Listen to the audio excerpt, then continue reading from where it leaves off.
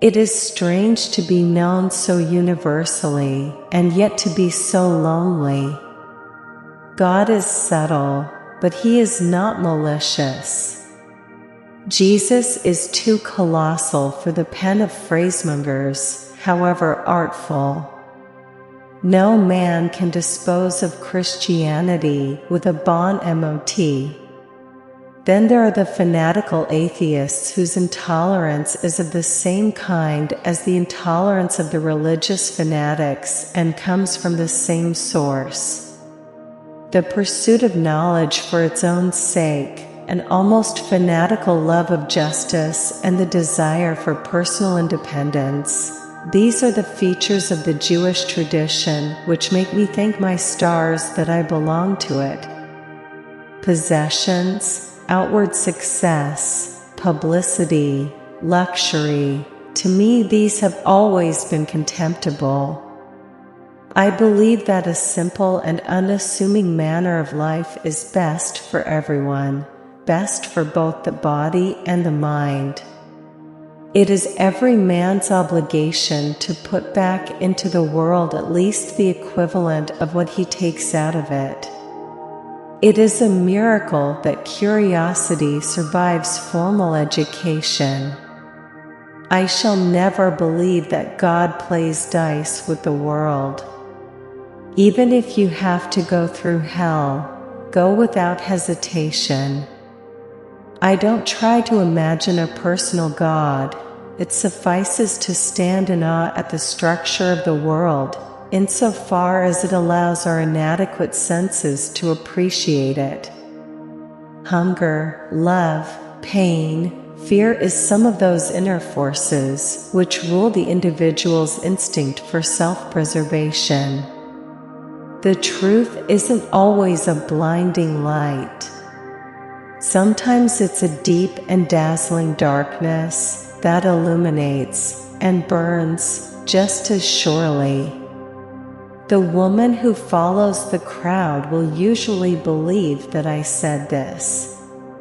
If a man aspires towards a righteous life, his first act of abstinence is from injury to animals.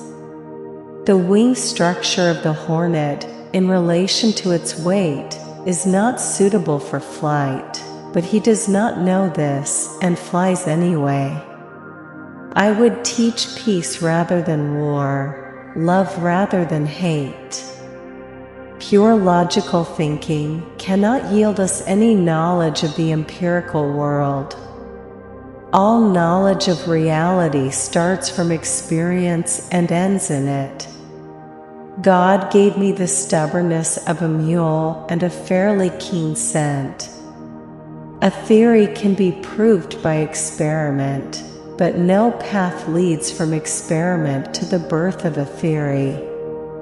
When you examine the lives of the most influential people who have ever walked among us, you discover one thread that winds through them all.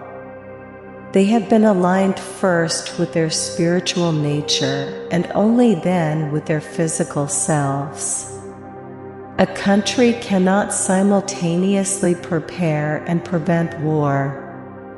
I know not with what weapons World War III will be fought, but World War IV will be fought with sticks and stones. The distinctions separating the social classes are false. In the last analysis, they rest on force. I thought of that while riding my bicycle. One lives one's life under constant tension until it's time to go for good. Women marry men hoping they will change. Men marry women hoping they will not. I have little patience with scientists who take a board of wood, look for its thinnest part, and drill a great number of holes where drilling is easy. As long as I have any choice in the matter, I shall live only in a country where civil liberty, tolerance, and equality of all citizens before the law prevail. Joy and amazement of the beauty and grandeur of this world of which man can just form a faint notion. From the viewpoint of a Jesuit priest, I am, of course, and have always been an atheist. The unleashed power of the atom has changed everything save our modes of thinking, and we thus drift toward unparalleled catastrophe. The idle man does not know what it is to enjoy rest. One who scorns the power of intuition will never rise above the ranks of journeyman calculator.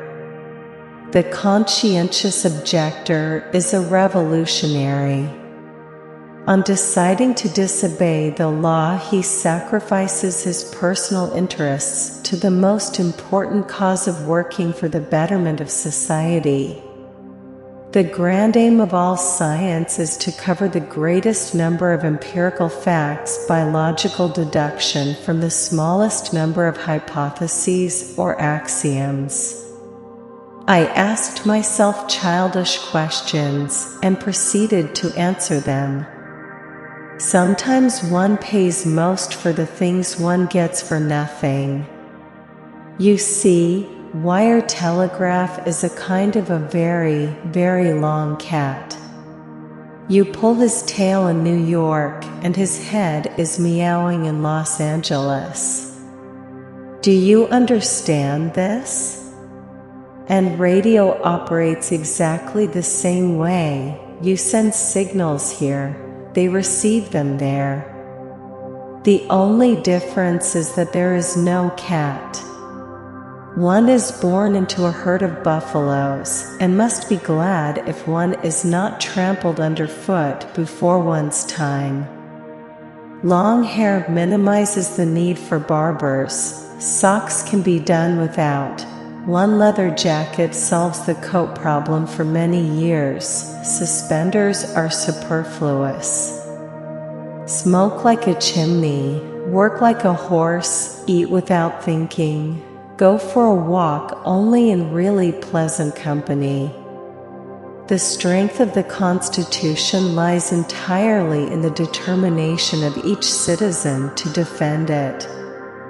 Only if every single citizen feels duty-bound to do his share in this defense are the constitutional rights secure.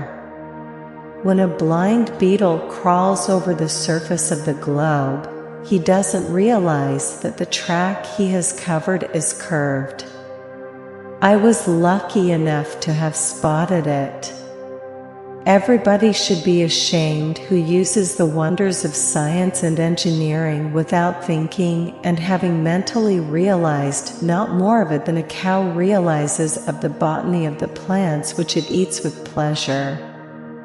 If one tries to navigate unknown waters, one runs the risk of shipwreck. Nothing will end war unless the people refuse to go to war.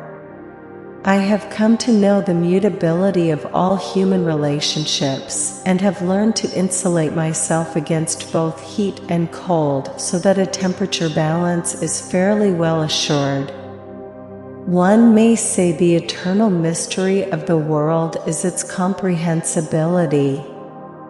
Human beings, in their thinking, feeling, and acting, are not free agents, but are as causally bound as the stars in their motion.